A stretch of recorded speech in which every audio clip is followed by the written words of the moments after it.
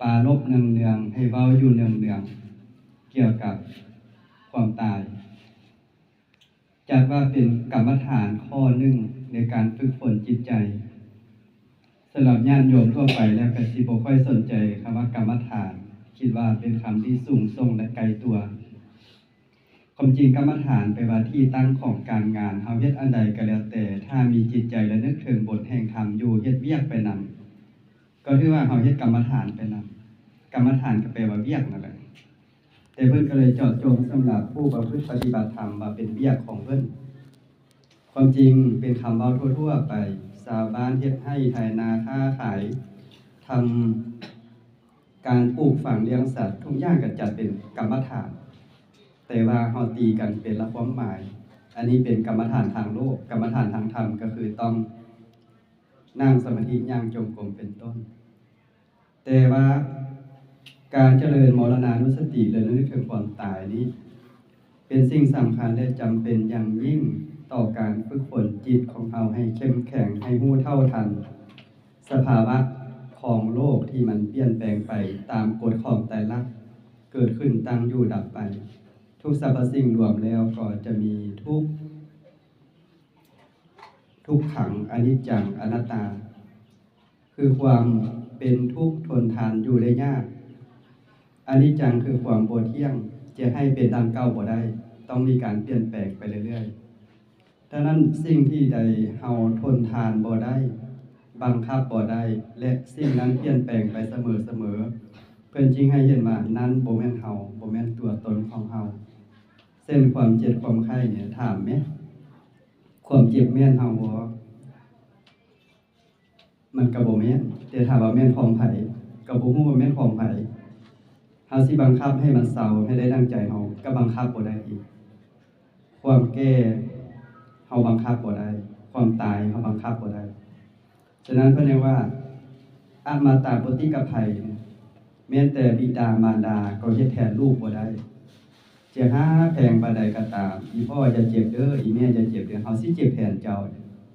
ก็เฮ็ดแทนกันบ่ได้อีพ่ออีแม่อย่าแก่อย่าเฒ่าเลยเฮาสิแก่เฮาสิเฒ่าแทนเจ้าก็เฮ็ดบ่ได้อีพ่ออีแม่อย่าตายเด้อเฮาสิตายแทนเจ้าก็เฮ็ดบ่ได้นอกจากสิว่าตายไปนำกันดังนั้นพระพุทธเจ้าเพิ่นจึงให้พิจารณาความตายในอยู่เป็นประจำปรารภกับพระอานนท์ว่าอานนท์เจ้าเจริญมรณานุสติมือหนึ่งจากเทื่อพระอานนท์บอกว่าห้อยเทื่อบ่พอมันน้อยเกินไปถ้าเจ้าสั้นข้าน้อยสิเจริญมรณานุสติมือละพันเทื่อพุทธเจ้าก็บอกว่ายังบ่พอแล้วเท่าใดเนาะข้าน้อยจึงจะพอทุกลมหายใจเข้าออกนั่นแหละอานนท์แม้แต่ตถาคตพระพุทธเจ้าน่ะปัจจุบันนี้ก็ยังเฮ็ดอยู่และนึกถึงความตายทุกลมหายใจเข้าออกมันสิฝึกฝนจิตใจได้แนวใดฝึกฝนแน่นอนถ้าเฮาพิจารณาถึงความตายว่าเฮาอาจจะตายมื้อนี้แหละเวียกอันใดที่ยังบ่แล้วที่ไปเฮ็ดให้มันแล้ววางแผนการชีวิตของเฮาให้มันดีๆแล้วเฮ็ดเวียกให้มีวินัยบ่ให้มันขาค้างหลายนะเฮ็ดเวียกไปแต่ละอันบ่ให้มันค้างคาถ้าค้างคาแล้วมันเป็นทุกข์ถ้าตื่นมามื้อเช้าบ่ตายโอ้มื้อนี้โชคดียังมีชีวิตอยู่ก็ทำการทำงานต่อไปทำบุญต่อไปมื้อนี้อาจจะเป็นมื้อสุดท้ายของเฮาแล้วเฮาต้องหิ้มเฮ็ดมื้อนี้มีหยังเสียหิ้มเฮ็ดอยากทำบุญก็หิ้มเฮ็ดมื้ออื่นบ่มีสำหรับเฮาถ้าหากว่าตื่นมามื้อใหม่ยังบ่ตายก็โอ้โชคดีไปอีกมื้อเอาละมื้อนี้ก็บำเพ็ญบุญกุศลอีกก็เป็นอันว่าเฮาเฮ็ดความดีมื้อสืบมื้อหลายมื้อไปก็เลยเป็นเดือนที่ดีเป็นปีที่ดีอันนี้แหละมันขัดเกลาจิตใจถ้าสมมุติว่าถึงข่าวจะตายอีหลีมันจะบ่หลงลืมสติมันจะว่าโอ้ฮอดเวลาตายแล้ววันนี้เอ้าตายก็ตายจะบ่ดิ้นบ่หนบ่ฝืนเพราะทุกคนเกิดมาแล้วต้องตายเฮาเข้าใจสภาวะแนวนี้เฮาระลึกถึงอยู่เสมอว่าเกิดมาแล้วต้องตายฮอดมื้อเลยเด้ฮอดมื้อแล้วก็จำเป็นต้องปล่อยจะยึดจะถือจะห่วงจะใหญ่อันใดไปก็บ่ได้ก่อเกิดประโยชน์ถ้ามีชีวิตอยู่ก็เฮ็ดดีเรื่อยไปถ้าถึงข่าวจะตายเฮาก็บอกว่า วาสนาเฮาเฮ็ดความดีได้ส่ำนี้ถ้ามีชีวิตต่อก็เฮ็ดความดีต่อไปแต่มันมาจบส่ำนี้ก็เฮ็ดได้ส่ำนี้ถ้าหากจิตใจบ่พ้นจากทุกข์บ่ละกิเลสหายคลายกิเลสสิ้นเกิดชาติหน้าใหม่ขอให้ข้าพเจ้าได้กลับมาเป็นคนได้เฮ็ดความดีต่อไปมันจะมีสติสมบูรณ์แนวนั้นและสำคัญที่สุดก็คือว่าการบ่ทำใจให้เศร้าโศกแม้ความตายจะมาถึงเฮาก็ตามหรือมาถึงคนฮักคนแพงจะเป็นพ่อแม่ญาติพี่น้องลูกหลานก็ตามจะบ่ทำใจให้เศร้าโศกเพราะทุกคนมีกรรมเป็นของตนสร้างกรรมอันเป็นเหตุมาแตกต่างกันจึงเฮ็ดให้มีอายุสั้นอายุยืนที่แตกต่างกัน แต่ว่าส่วนหลายเฮาอยากให้ได้ดั่งใจเฮาแล้วก็เคยถามพ่อไม่ออกมาตลอดว่า คนเฮานี่นะอายุส่ำใดจึงจะพอดีตายอาตมาว่ามันบ่มีเลย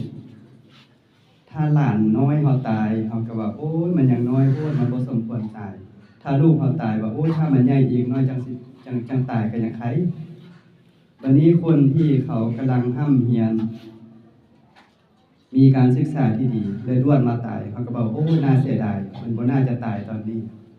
บางคนกำลังสิแต่งงานก็มาตายก่อนครับบอกโอ้ยมันบ่น่าตายตอนนี้บางคนก็มีครอบครัวแล้วมีลูกมีหลานแล้วก็ยังเห็นว่าบ่น่าตายเลยลูกมันยังน้อยจนตลอดว่า50 60ปีก็ยังบ่สมควรตายเลยยังบ่ทันเห็นลูกประสบความสำเร็จจนว่า80ปี90ปีเฮาก็ยังบ่สมควรตายเลยอยากให้อยู่เป็นร่มโพร่มใจให้ลูกให้หลานอยากให้อยู่เป็น100ปี110ปี103ปีฉะนั้นให้ได้ตามใจเฮามันบ่ได้จักคนบ่มีผู้ใดสมควรตายถ้าเฮาพิจารณาคำพยากรณ์ของพระพุทธเจ้านี่เฮาจะมีความเบาใจขึ้นอีกอันหนึ่งสมัยพุทธกาลนั้นอายุคนเฉลี่ย100ปีพระพุทธเจ้าตรัสว่าเมื่อเวลาผ่านไปทุกๆ100ปีอายุของสัตว์จะลดลง1ปีและพุทธศาสนาของเขานี่ก็ยาวนานมาได้เกือบจะ 3,000 ปีแล้วเด้2,000 กว่าปีจากยุคพุทธกาล100ปีทุก100ปีจะลดลง1ปี1ปี1ปีเป็นที่2,569ลดลงไป25 ปีครึ่งแล้วเด้เฉลี่ยแล้วอายุมนุษย์เฮาปัจจุบันนี้ก็สิอยู่ประมาณ75 ปีผู้ใดมีอายุฮอด75 ปีผู้นั้นอยู่ถึงผู้ใดเกิน15 ปีถือว่ากำไรผู้ใดตายก่อน75ถือว่าขาดทุนอันนี้อีพ่ออีแม่เฮานี่เกิน80เบิดทุกคนแต่ว่าด้วยความรักด้วยความเคารพด้วยความนับถือเขาก็บ่อยากให้ตาย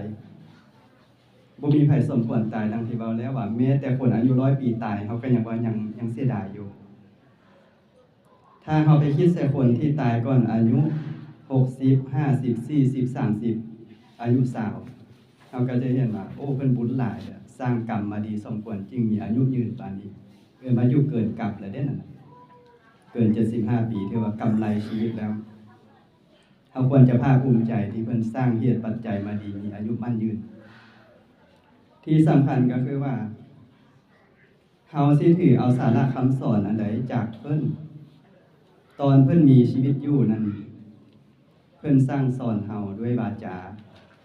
แต่เมื่อเพิ่นตายไปแล้วนี่เพิ่นสร้างสอนเฮาด้วยการกระทำเพิ่นตายให้เฮาเห็นให้การมาพิจารณาว่าเฮาก็เป็นแนวนั้นเฮาก็จักมื้อนึงเฮาก็จะต้องแก่เฒ่าแล้วก็จะต้องตายไปแบบนี้เป็นธรรมชาติว่าในโลกเฮานี้เวลาเกิดในท่ามกลางความสมชื่นยินดีของเหล่าญาติพี่น้องเพื่อนมิตรสหายมาชื่นชมยินดีต้อนรับสมาชิกใหม่เฮาเกิดมาในท่ามกลางเสียงหัวขวัญในท่ามกลางเสียงยิ้มแย้มแจ่มใสต้อนรับอบอุ่นแต่เมื่อดำรงชีวิตอยู่เต็มไปด้วยความสับสนวุ่นวายด้วยการแสวงหาอาหารกินที่อยู่อาศัยเสื้อผ้าหน้าแพรยาปิ้นปัวโลกสับสนด้วยชีวิตคู่สับสนด้วยชีวิตการงานการเงินความรักสารพัดปัญหา แต่เมื่อข่าวจะตายเขาตายท่ามกลางความโศกเศร้าตอนเกิดนั้นยินดีแต่ตายไปเศร้าโศกแต่ว่าในระหว่างเกิดและตายนี้ก็บ่ค่อยมีชีวิตที่ราบรื่นแต่ทุกคนก็ยังบ่อยากตายอยู่ดีหรือตายแล้วก็อยากให้เกิดใหม่ในภพภูมิที่ดีมันก็บ่เป็นเรื่องแปลกที่เฮ็ดให้คนเฮายึดมั่นถือมั่นกับวัตถุใดหนึ่งกับบุคคลใดหนึ่งฉะนั้นการเกิดก็ดีการดำรงชีวิตอยู่ให้ตลอดพอดฟังก็ดีการตายก็ดีพิจารณาแล้วก็เต็มไปด้วยทุกข์เพิ่นจึงกล่าวเอาไว้ว่าถ้าท่านจะห้องให้กับบุคคลที่ตายไปท่านจงห้องให้กับตัวเองเด้เพราะท่านก็จะเป็นอย่างนั้นท่านก็เกิดมาแล้วก็จะต้องตายถ้าจะให้แก่ผู้ตายก็ให้กับตัวเองที่ได้เกิดมาทางพุทธศาสนาเพิ่นจึงยกเอาว่านิพพานนั้นเป็นเป้าหมายอันสูงสุดเข้าสู่ความดับภพดับชาติดับทุกข์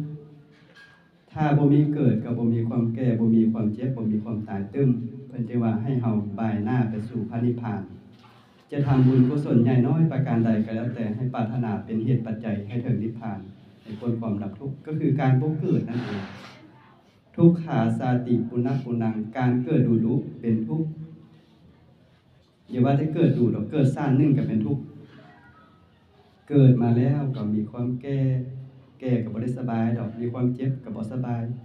แล้วก็มีความตายเข้ามาอีกฉะนั้นการที่บ่เศร้าโศกกับคนที่ตายไปนั้นเพิ่นจึงถือว่าเป็นมงคลอันหนึ่งดังที่ภาษิตยกไว้เบื้องต้นนั้นว่าอโศกังเอตัมมังคณวุตตัมมังการทำจิตบ่ให้เศร้าโศกเป็นมงคลอันสูงสุดในอดีตการพระพุทธเจ้าเพิ่นปรารภอดีตชาติของเพิ่นเกิดเป็นสุชาติมนุษย์เป็นสายหนุ่มน้อยมีความรักความแพงกตัญญูต่อพ่อต่อแม่เลี้ยงดูอย่างดีเพราะว่าพ่อนี่ก็เป็นแบบอย่างที่ดีพ่อนี่ก็รักพ่อก็คือรักปู่นั่นแหละเลี้ยงดูผู้เป็นปู่นะให้ลูกให้หลานได้เห็นใหม่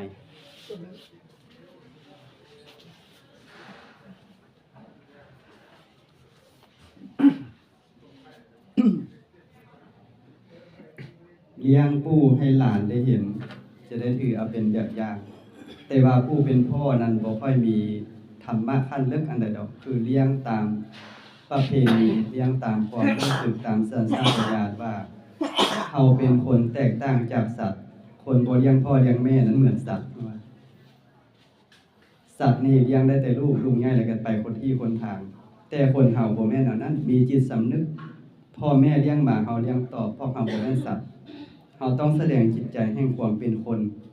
ต่อบุญแทนคุณทีนี้อยู่การนานมาปู่นั้นแก่เท่าหลายเจ็บป่วยแล้วก็จากไป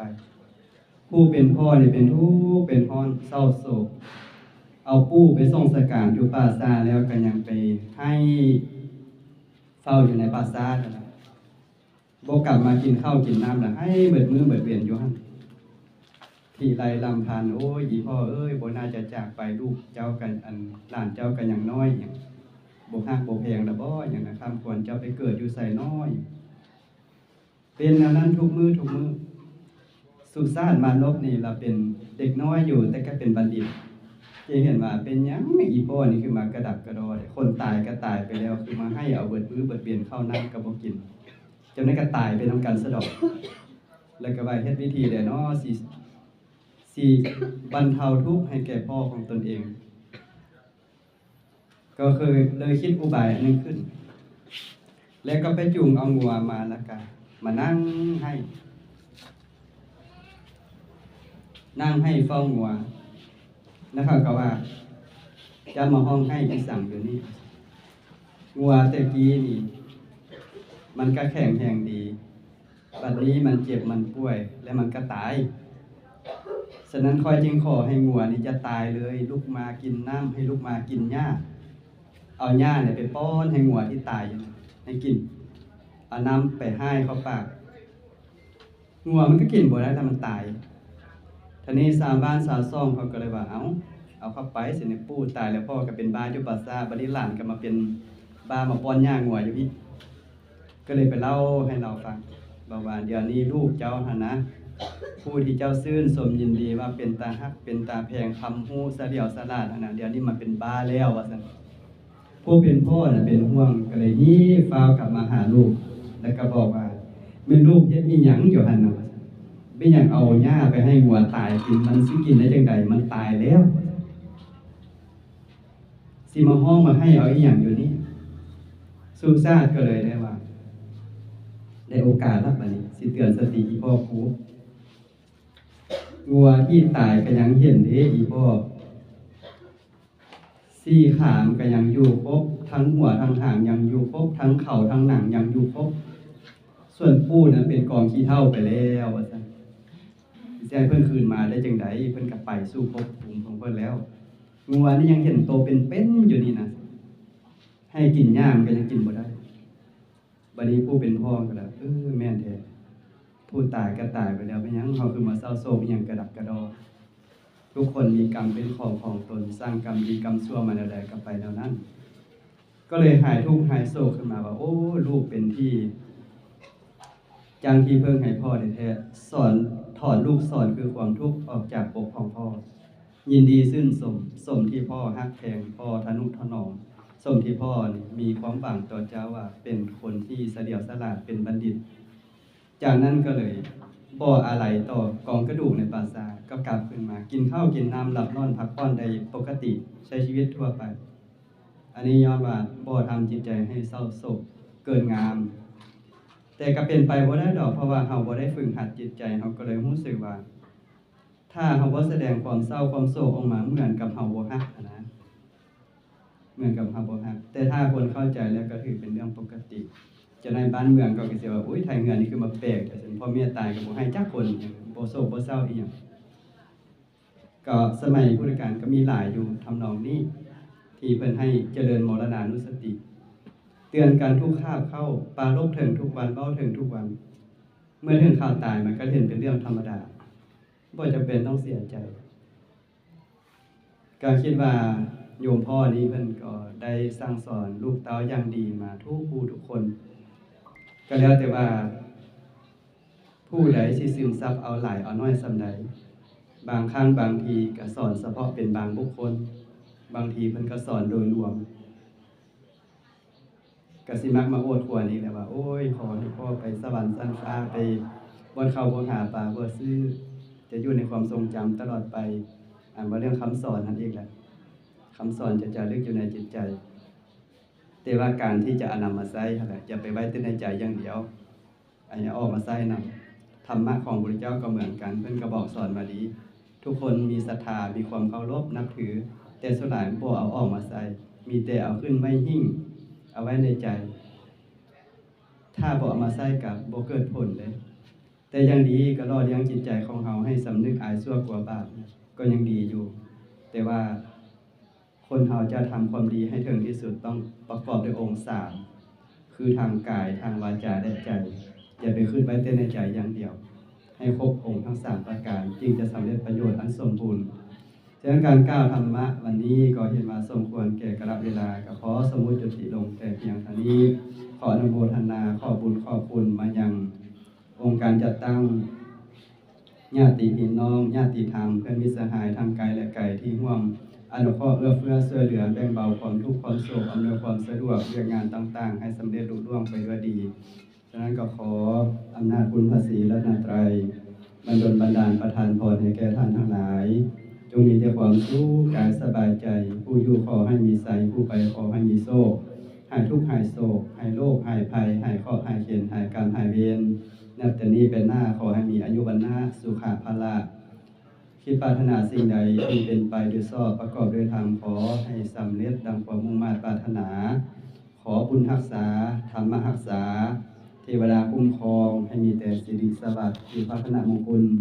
มีความสมบูรณ์พูนผลและความพาสุขทุกประการจงบังเกิดมีแก่ทุกท่านทุกคนเถิด